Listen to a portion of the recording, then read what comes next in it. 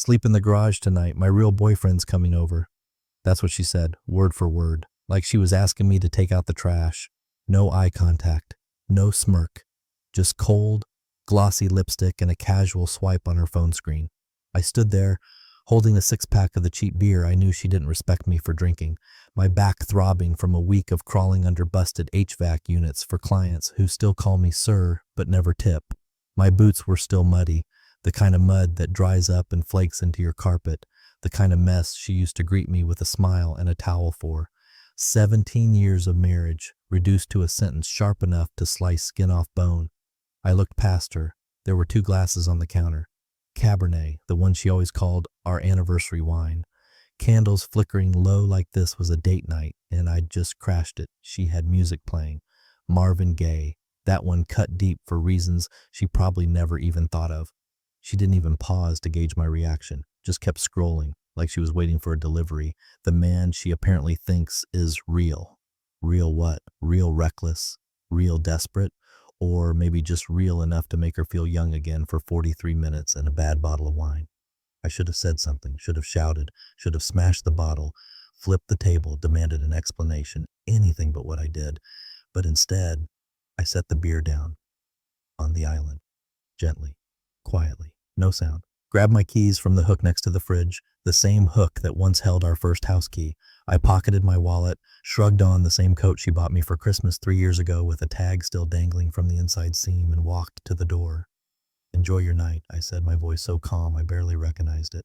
She didn't reply. There's something about betrayal delivered without venom that sinks deeper. If she had screamed or cried, I'd know she still had some heat left for me. But no, this was surgical, planned. She'd probably texted him already, garage clear. That was the moment. The exact second I realized I was just another outdated appliance in her home. Something she hadn't thrown out yet out of laziness or guilt, but no longer served a purpose. Now, before I go further, I'll say this. If you've made it this far, you probably relate on some level. Maybe you've been sidelined in your own life. Maybe someone's made you feel disposable. And if you have, do me a favor, subscribe.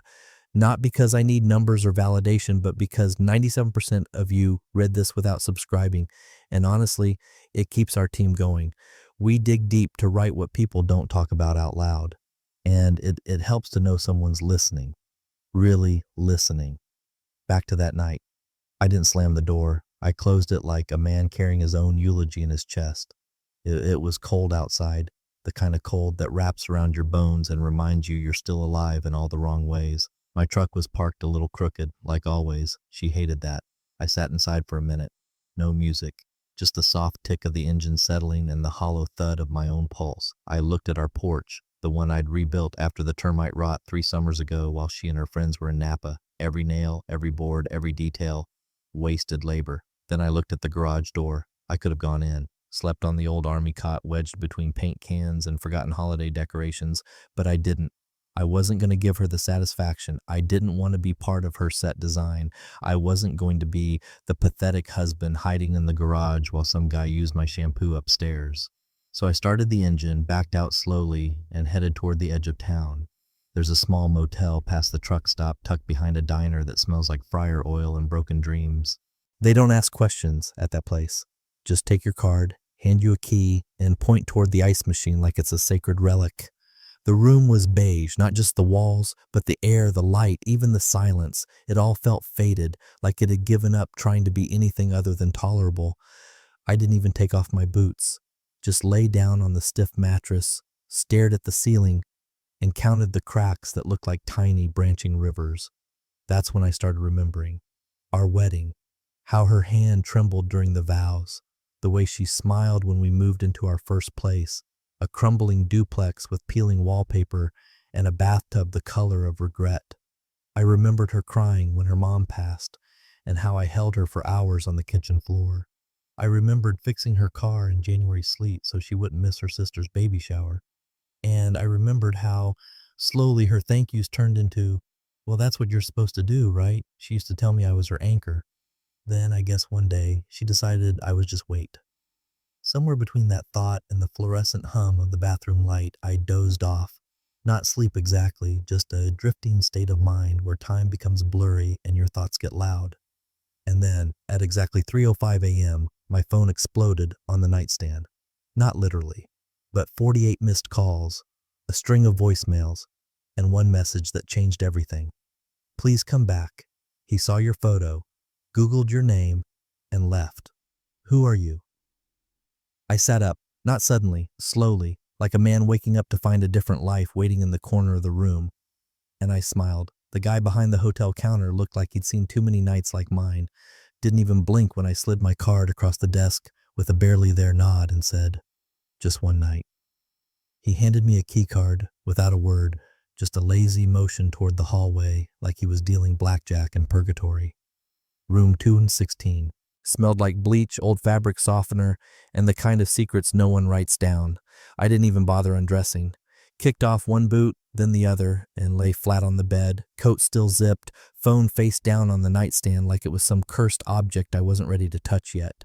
The ceiling was beige, cracked at one corner, the kind of cracked that says the management's been meaning to fix it since 1998. My eyes traced the line across the plaster like it meant something, like it was a map out of this mess, if I just stared hard enough. I didn't cry, I didn't rage, I just existed, one breath at a time, and in that breathless stretch of silence my brain did what it always does when there's too much space to think. It ran the reel, 17 years of footage, unedited, unskippable. Birthday cakes she didn't finish. A miscarriage in year 3, her dad's back surgery, how I spent nights under his roof patching shingles while she and her sister argued about which shade of beige his bathroom should be. I remembered the summer we had no ace and how we camped out in the living room with popsicles and fans, laughing like broke kids on vacation. I remembered the way she used to say, "You're not exciting, but you're good," like that was a compliment. But the last few years, that line got shorter, less sweet. She'd say it with a sigh now, like being good was a flaw, like stability was sandpaper against her skin. She wanted spontaneity, thrill, a man who'd throw her against the wall, not one who replaced the water heater and called her lunch in between fittings. And God help me, I thought being her safe place would be enough. It never is, not for women like that. They get bored with warmth. They want sparks, not coals. They want to feel alive, even if it kills the person keeping them grounded. I must have nodded off somewhere between regret and numbness because when the buzz hit, violent, sudden, like a defibrillator, I jumped, 3:05 a.m. My phone lit up the nightstand like it had been waiting to bite me. Notifications spilled down the screen like a slot machine gone berserk. 48 missed calls. Voicemails stacked like a crisis hotline. Then one text. Just one, please come back. He saw your photo, Googled your name, and left. Who are you? At first I thought it was a joke, maybe autocorrect, maybe she meant something else, maybe he got bored, maybe he realized she's a bit of a narcissist with expensive perfume and cheap empathy. But no typos, no haha, just panic and digital ink. He saw your photo, Googled your name, and left. My hand stayed still, didn't reply. I let the glow of the screen burn into my pupils. My name, the one I used to carry with weight, the one I buried years ago when I chose this quiet life, this quiet woman. Funny thing about names, most people never ask what yours meant before they met you. They just assume, and she never asked, never once said, "Tell me who you were." She liked who I wasn't. Not dangerous, not messy, not complicated, until she found out I was all three. I stared at the screen for a long time, felt something shift, slow and deliberate, like the creak of an old door swinging open. Not fear, not anger, just curiosity, controlled, cold. What exactly had he found? I hadn't Googled myself in years. I knew what used to be there. Not the real files, of course. Those were locked, encrypted, sealed tighter than a senator's search history. But echoes, whispers, enough to scare a man who thought he was walking into the bed of a suburban housewife. I could only imagine the look on his face. Maybe he saw the photo. Me younger, sharper jawline, that expression I had when I didn't care if someone lived to tell the tale. The expression I spent years unlearning, replacing with soft eyes, polite smiles, harmless routines. I picked the phone up, not to call her back, just to listen. I hit play on one voicemail, not sure why. Her voice, shaky, high-pitched. He said you're dangerous, that you weren't who I said you were. He's gone. He left in his car without even... He said you might be in witness protection or Something. What the hell, David? What did you do? Who are you? I smiled, just a little. I didn't do anything, sweetheart. You just never cared enough to ask. And now? Now you want to know? Too late. She thought I was furniture, a worn-out recliner you kick when the cushion sags. She had no idea there was a locked compartment underneath, no idea there were teeth. I lay back down, phone still in hand, turned the screen off, let the silence return. And for the first time in years, it felt like an ally. I didn't reply, not right away, maybe not ever. I just sat there in that dim motel room, phone heavy in my hand, reading the message over and over like it was written in a foreign language. Please come back. He saw your photo, Googled your name, and left. Who are you? The question hung there, dense and ridiculous. After 17 years of marriage, that's the first time she asked me who I am. She used to call me predictable, steady, reliable, her little rock in a boring stream. But now, suddenly, I was a mystery she had to solve, because some frat-shirted finance reject saw my name on a photo frame and sprinted out the front door like the devil himself was chasing him. I looked at myself in the cracked bathroom mirror, the face she found forgettable, the one she said blended in too well. I saw the crow's feet, the graying beard, the permanently tired eyes, the man she thought was nothing more than a human ATM with decent rotator cuff strength. That was the version she chose to see because it was easy, harmless. But that name, it used to mean something. To some people, it still does. That's what Mr. Romance upstairs figured out too late. I left the bathroom light on. It buzzed like a mosquito with a hangover, but I liked the sound. Gave my thoughts rhythm. You want to know who I am, sweetheart? Let me take you back, not too far. Just before I met you. Before the khakis, before the Saturday lawn work, before the we should try couples yoga conversations. I was known, not famous, not that kind of known. I was the guy people called when the situation didn't have a name yet, when the money was wired from 4 countries and no one wanted to leave fingerprints, when a meeting had to happen, but no one could be seen arriving. I wasn't the man at the table. I was the one standing by the door, nodding once, making sure that meeting didn't go sideways. There were years when I didn't sleep in the same country twice in a month. Years when my name showing up on a flight manifest triggered silent alerts in at least 3 databases. There's a reason I work at an insurance firm now. It's the only industry where no one questions vagueness, where saying I handle risk assessment means exactly nothing and no one asks follow-ups. It took years to disappear, to become no one. I traded that life for a 2-car garage, a dog that shed on the couch, and a woman who said, "It's nice to have someone boring for once." Boring. She never saw the way I watched crowds, how I always sat facing exits, how I never drank more than 1 glass, how I changed the locks myself every year, not because I was paranoid, but because habits die slow. She never saw me hesitate before opening packages or the way I checked our back door twice after midnight. She didn't see because she didn't look. Now she had. Now she typed my name into a search bar and got more than she bargained for. Probably saw an old news article, unnamed security asset aids and high-risk extraction, with my blurred-out face in the background. Or the federal committee transcript with a redacted block where my statement used to be. Or maybe just a forum post, a conspiracy nut quoting a name no one could verify but plenty remember. And now she wants answers. But answers require investment. Interest, curiosity even, all things she ran out of long ago when the mortgage was paid and the bathroom was remodeled. She thinks this is about her betrayal, but here's the truth. Her mistake wasn't sleeping with someone else.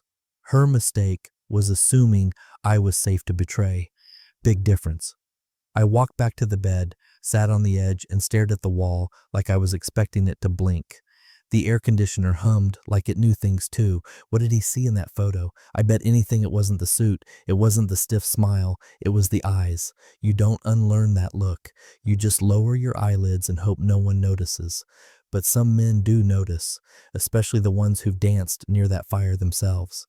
He saw me, and that's why he ran. Smart guy, smarter than her. She still thinks she's in control of the conversation, still thinks this is some emotional mess she can mop up with crocodile tears, and I didn't know. But the second she sent that text, the balance shifted. I wasn't the quiet husband anymore. I wasn't the wallpaper. Now I was the question. And some questions aren't meant to be answered, they're meant to be feared. The sun crawled into the motel room like it was apologizing for showing up, pale and uncertain, as if even daylight wasn't sure it should witness what the night had left behind. My boots were still by the door, half caked in yesterday. My coat was on the chair, and my phone, well, my phone had turned into a confession booth.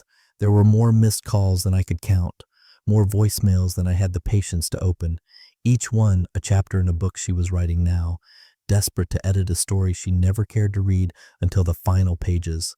I tapped the speaker on the first message.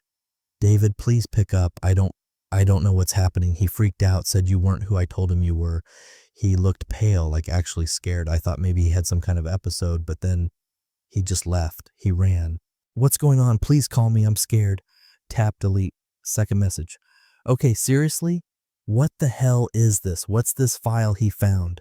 He said you had some kind of military record, like not just ROTC or National Guard, but classified. Are you in something? Were you in something? David, I thought I knew you.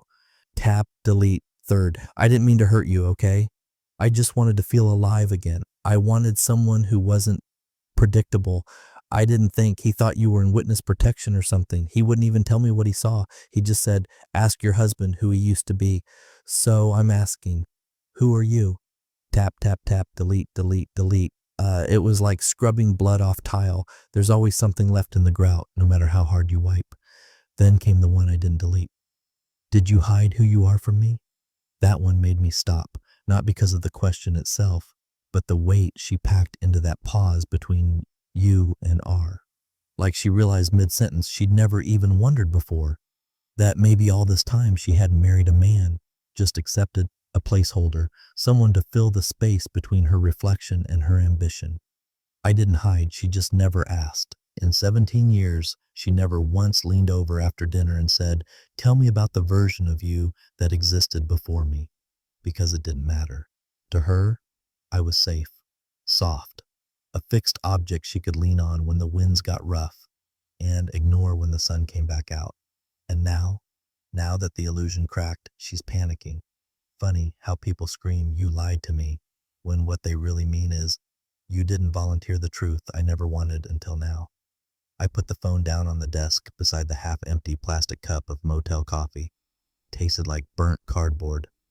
Perfect for this moment. I stepped outside. The parking lot smelled like diesel and frost. A long-haul trucker was sleeping in the cab next to a rig that looked like it hadn't moved since the Cold War. A couple argued 2 doors down, something about a cousin and a credit card. I leaned against the railing and let the cold bite into my skin.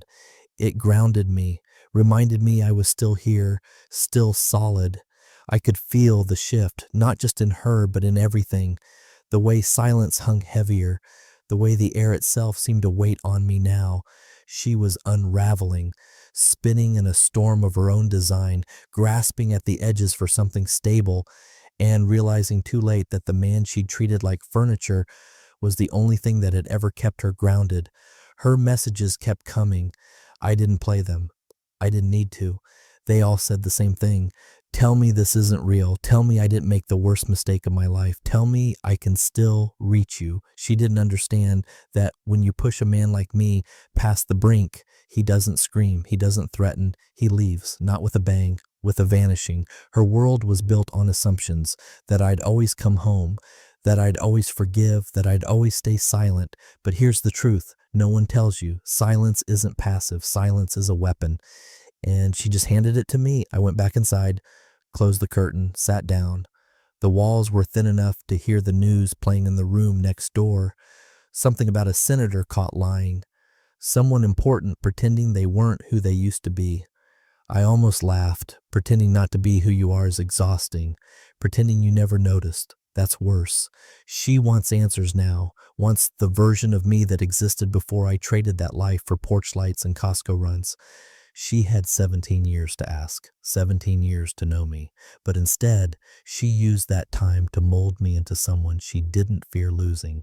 Now she gets to learn what regret really sounds like, and I won't even have to say a word. The call came just after noon. I was sitting in a booth at a diner older than my marriage, nursing bad coffee and better memories. The waitress, Patty, name stitched in faded red on her uniform, had topped off my cup 3 times already, each time with a small, quiet kindness, like she could see I was somewhere else entirely. My phone buzzed. Unknown number, but local. I let it ring out once, twice, then picked up, saying nothing. David? Her sister's voice, Carrie, shaky, unsure, like she was stepping into a conversation mid-explosion. Hey, she's scared, like really scared. I mean, she won't stop pacing. She keeps checking the windows, keeps saying she didn't know who you were. I stirred my coffee with a spoon, let the metal scrape the ceramic just loud enough for her to hear. She said the guy, her friend, left your house in the middle of the night, grabbed her laptop, took off, didn't say goodbye, didn't even put his shoes on, just bolted. He told her she endangered his safety. He was pale, like he saw something. A beat, silence. She said he Googled you. What the hell did he find, David? Still, I didn't speak. She filled the space herself. She's unraveling, keeps repeating your name like it's some kind of threat. Says she keeps thinking about how you always check the doors, always park facing out, how you never sleep with your back to the room. She's connecting dots and it's freaking her out. Finally, I spoke. Quietly, calm. She should be more careful who she invites into my house. Then I hung up. 10 minutes later, the phone rang again. A number I did recognize, her father. Old school, ex-army, one of those men who shook your hand too hard and made sure you knew he used to be someone. We'd never been close. He respected me, but always with an edge of patronizing approval. Like I'd married up. He called me son in that way fathers-in-law use to remind you you're not. David, he said, gruff, we need to talk. I sipped my coffee, let the silence stretch. I'm hearing some things, wild things, from my daughter. She's crying, said this man, this boyfriend, left her because of you, because he found out something about your past. He coughed, like the words themselves burned going down. Now listen, son, I've always respected you. You've been good to her, but I gotta ask now, what exactly did you do before the insurance firm? I paused long enough for him to wonder if the line had gone dead. Then I smiled. Classified. And hung up. I stared out the diner window. A couple of teenagers were arguing over a gas station lottery ticket outside. Some part of me found that pure. At least their lies were small. Honest lies. Back inside, Patty gave me a nod. Everything good, hun? I nodded back. Better than it's been in years. I stepped outside. Cold wind hit me in the face like a baptism. My truck was parked across the lot just the way I liked it. Nose facing the exit. Nothing behind me but pavement and stories. The phone buzzed again. Messages this time. One from her. Please call me. He took everything. I'm scared. One from Carrie. She's talking about lawyers. Said she needs protection. From you. What is happening? One from her father. That's not an answer, David. Don't make me ask again. I turned the phone off. There's a shift that happens when silence becomes your only language. People stop seeing it as politeness and start seeing it as a storm front.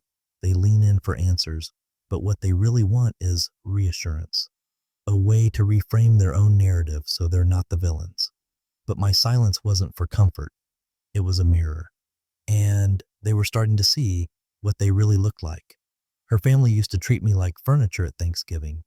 Polite nods, half listens, passive-aggressive digs over turkey. Now they whispered. Now they asked questions they used to laugh off. Now I wasn't boring David with the tool belt and soft-spoken tone. Now I was a shadow with a name they never bothered to research. Funny how that works. Funny how fast respect grows when fear waters the soil. Back in the truck, I let the engine hum for a while before pulling out. I didn't need to go anywhere specific. I just wanted to drive, to feel the wheel in my hand and the road beneath my tires, to remind myself that I was no longer tied to any place, any role, any story she tried to trap me in. I had become the silence between their questions. And nothing scares people more than the space where answers should be. She came in through the side door of the motel lobby, hood up, sunglasses on, like a guilty teenager caught shoplifting eyeliner. But this wasn't shame. It was fear, the kind that creeps under your skin after midnight and makes you jump at your own reflection. I watched her from the corner of the lobby, sitting in the same cracked vinyl chair I'd occupied the last few nights. coffee in one hand, silence in the other. She spotted me instantly. Of course she did. She always said I had a forgettable face, soft around the edges. Funny how that softness is now a shape she can't unsee. She approached slow, like the floor might crack under her next step. I didn't stand. I didn't offer a seat, just sipped the burnt coffee and looked at her the way a man looks at rain on the forecast. Expected, annoying, inevitable. "David," she said, voice brittle, like it had been ground down to its last usable note. "Can we talk?" Talk. A word we'd weaponized for years. "Let's talk," she used to say when she meant let me guilt you until you agree. But tonight, her tone wasn't manipulative. It was hollow, like someone who had finally realized the house was on fire and the exits were bricked shut. I said nothing. She sat in the chair across from me, legs crossed the way she always did when she wanted to appear composed. But her fingers betrayed her, twitching, fumbling with the strap of her overpriced bag. "I messed up," she said. I sipped again. "I didn't know," she continued. "He just seemed so exciting, different." I nodded. Not in agreement, just acknowledgement, like a man listening to a voicemail from a telemarketer who still thinks the sale is alive. She looked at me, eyes searching, not for forgiveness, for understanding, for context, for a version of me she could still handle. "I Googled more," she said. Her voice cracked on Googled, which was almost funny. "Is it true you were involved in—" I raised a hand, just one finger. She froze. "That's the past," I said. "You made your choice based on the present." Her mouth opened, then shut. She blinked, and I could see the internal collapse happening behind her eyes. "The moment you realize you played a game without knowing the rules." "I didn't mean to hurt you," she whispered. "You didn't," I replied. "You clarified things." She reached out across the table, fingertips trembling, aiming for my hand like she was trying to reconnect some frayed power line.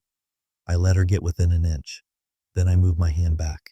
Not fast, not dramatic, just enough. She flinched like I'd slapped her. The lobby was dead silent. The TV mounted in the corner flickered with muted headlines about markets, war zones, and some celebrity's divorce. The irony hung thick within the air. "I thought you were just a guy," she said. "A good guy." I tilted my head.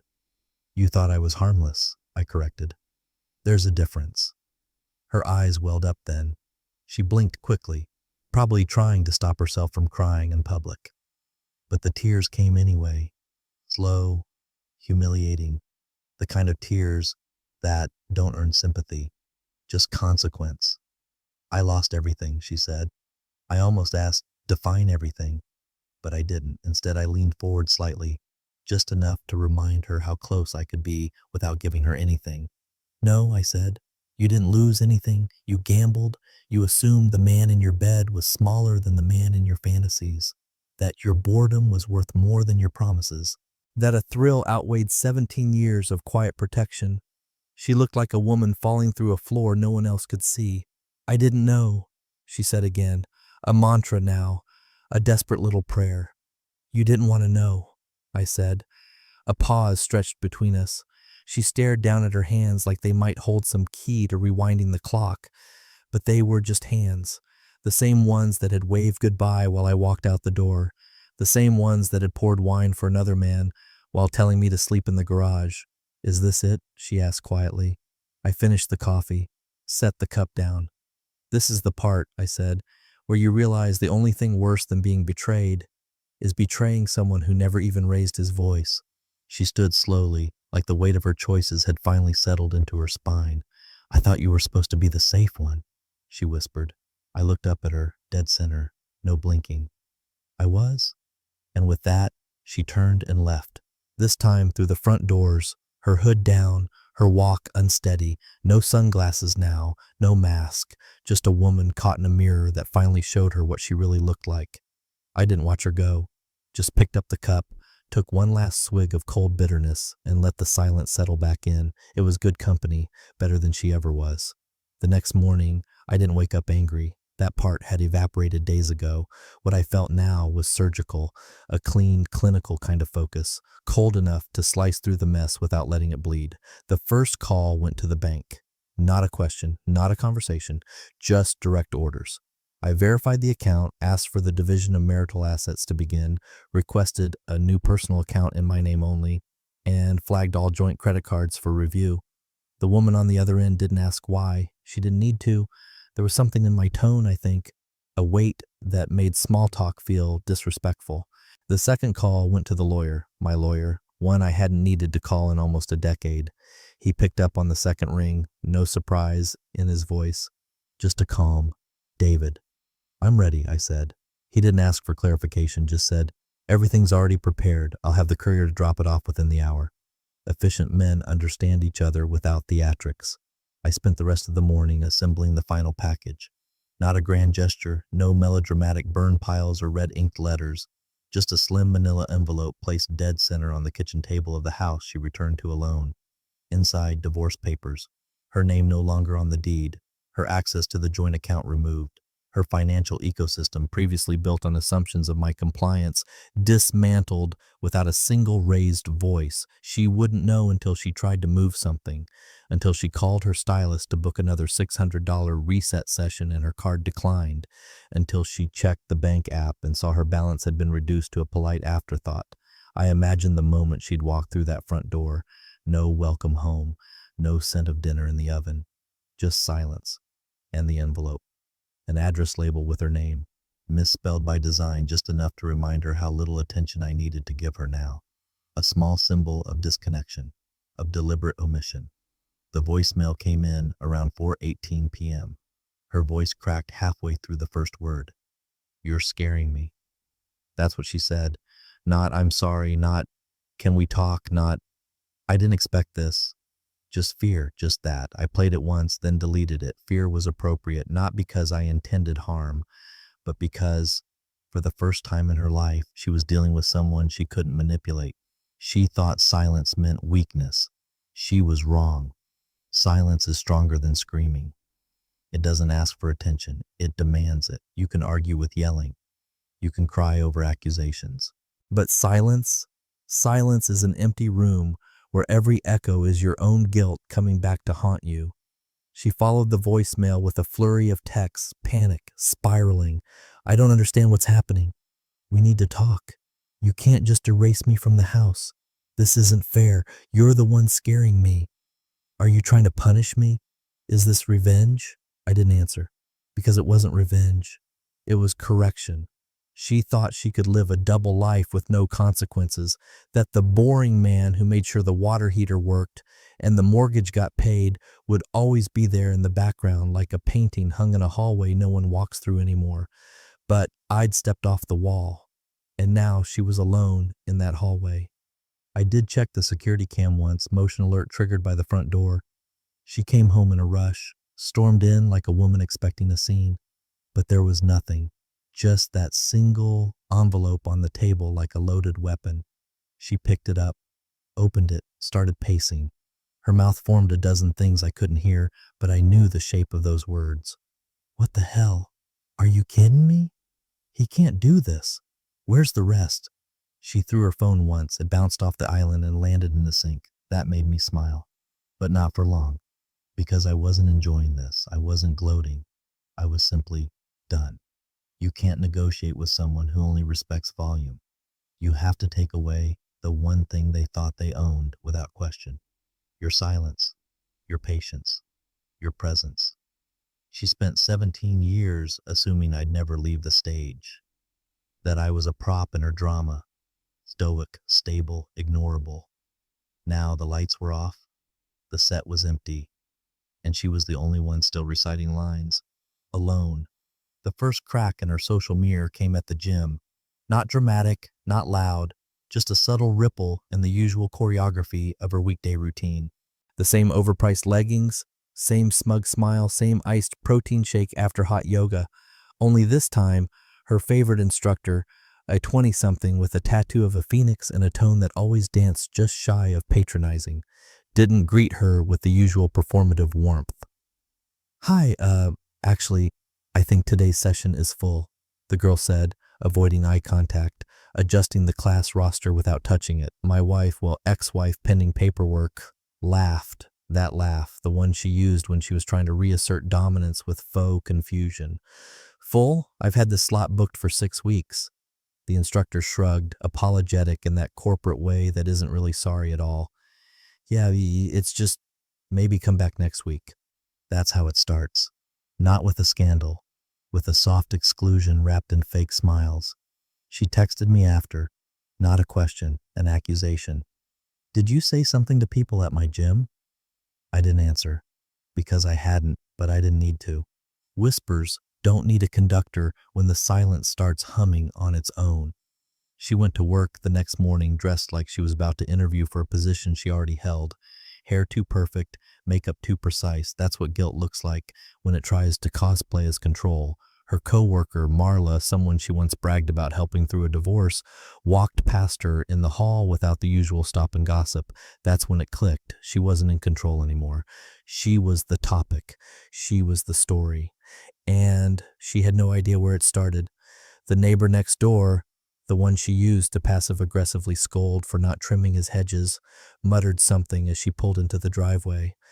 Shouldn't have provoked him, he said, not loud, but loud enough. Did you know what he used to be? She spun, demanding, Excuse me?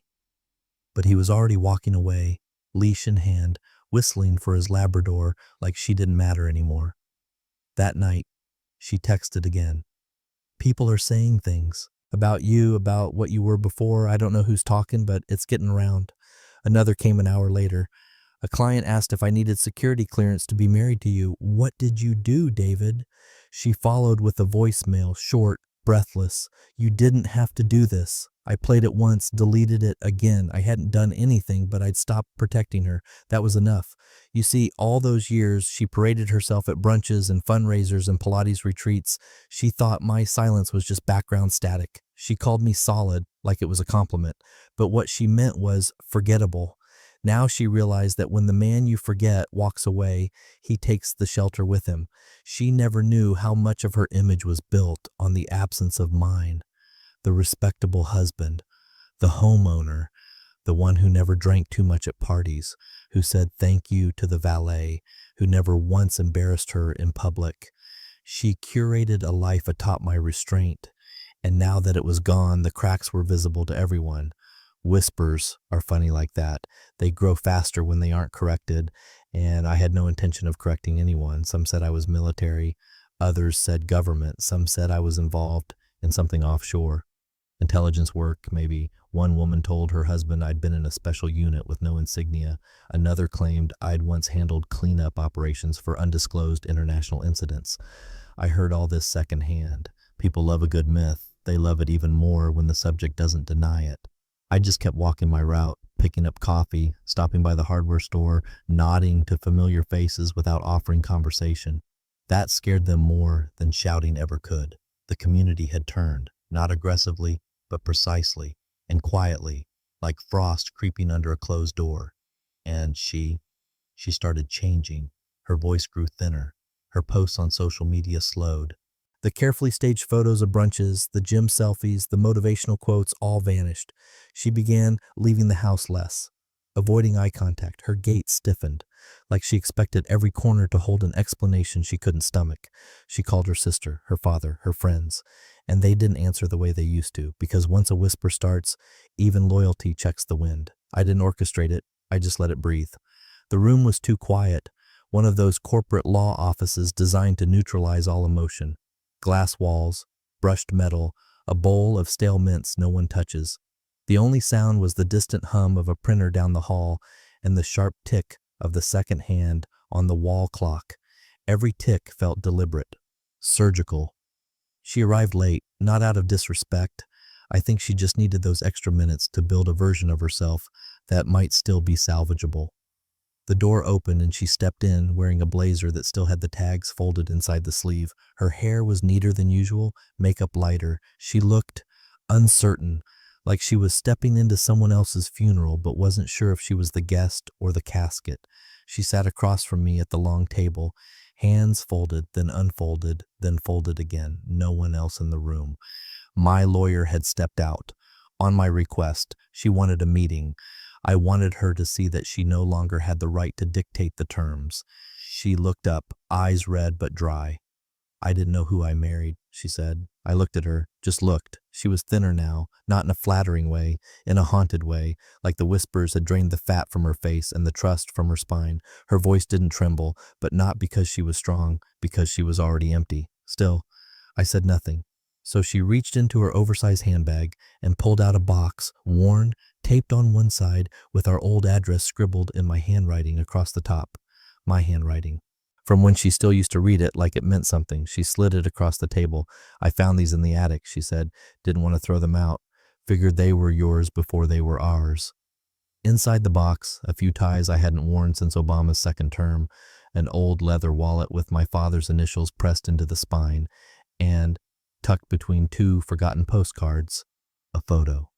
Our wedding day. Black and white, professionally shot but not staged. Just a moment. She's laughing. I'm staring at her like I can't believe she chose me. She must have noticed my eyes lock onto it. She lowered her voice. I didn't mean to humiliate you.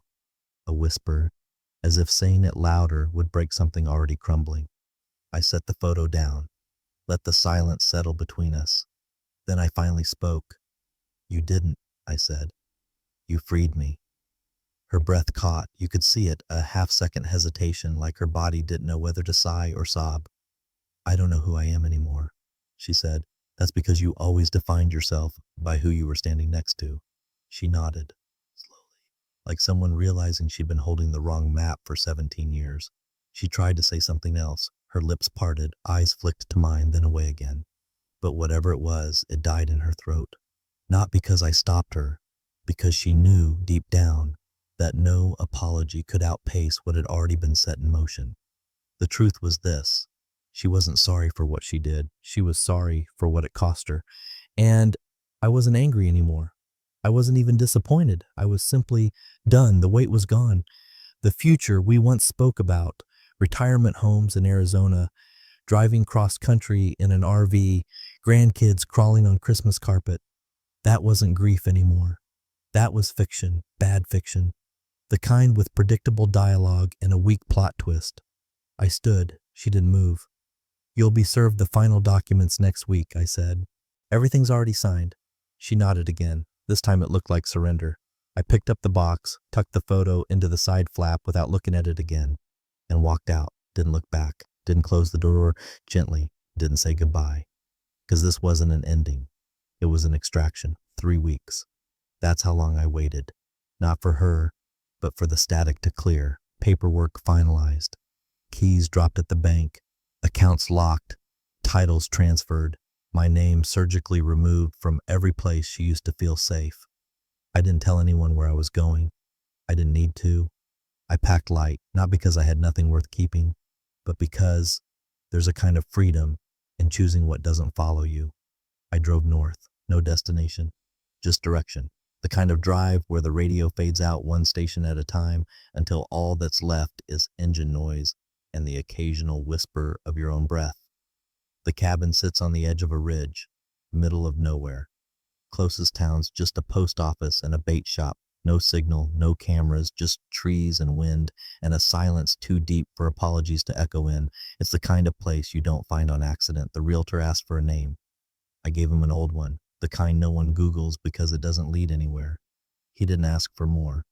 People like me pay cash and leave no footprints. Inside, the walls are bare pine, the fireplace smokes a little, but it's honest smoke, earned, not faked. The bed creaks, the floors settle. The air's cold and clean, like the first inhale after a lie's been lifted off your chest. And in my bag, folded carefully, was the photo, the one she returned in that lawyer's office. The two of us, young, wide-eyed, drenched in confetti and delusion. Me staring at her like she was the answer, her smiling like she was the prize. That night, I laid it flat on the hearthstone, watched it for a moment, then struck the match. It curled slow, started at the corner, took its time. Her face went first. Mine lingered longer. Even the fire seemed to hesitate before taking me. But eventually it did. And when it was gone, fully, finally gone, I felt something uncoil in me. Not joy, not grief, just room. She'll never hear from me again. No texts, no letters, no court motions or late-night voicemails. Just silence, a silence big enough to get lost in, the kind that wraps around you like a second skin. She'll talk, of course, spin her story, change the ending depending on the audience. Maybe I had a breakdown. Maybe I ran away with someone else. Maybe I snapped and became a recluse. Maybe I was never who she thought I was.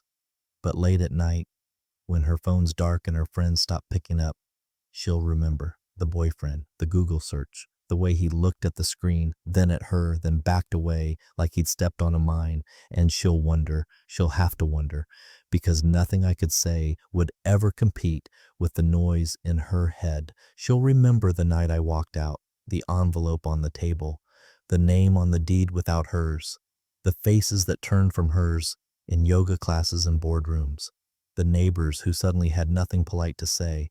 She'll remember all of it. But mostly, she'll remember me, not the man who mowed the lawn and folded laundry and fixed her father's roof, but the shadow that slipped out of her life with no threat, no explanation, no sound. And she'll ask herself, who was I? And that question, that unanswered question, will live longer than any apology. That's the real legacy. Not revenge, not destruction, just a vacuum so deep she'll never stop falling into it.